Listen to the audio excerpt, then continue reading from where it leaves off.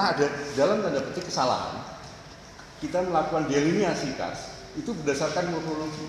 Karena memang ada ahli morfologi kas, jadi minimal nih. Dokternya itu morfologi kas. Jadi kalau gitu yang kas itu ini didelinasi. Nah ternyata setelah dia didelinasi dan tidak didelinasi, yang tidak itu sistem sungai bawah tanahnya ada. Padahal udah dibikin ketetapannya bukan kas. Nah kan celaka. Jadi udah dibilang bukan kas, tapi ternyata sistem kas bawah tanahnya ada. Jadi morfologi kars itu mulai tajam sampai lembut begitu, eksokarsnya.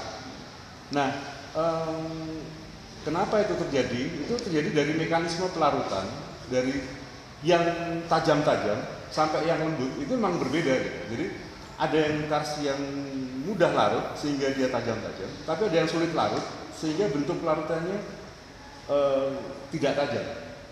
Dari mikromorfologinya demikian, maka bentukan bisa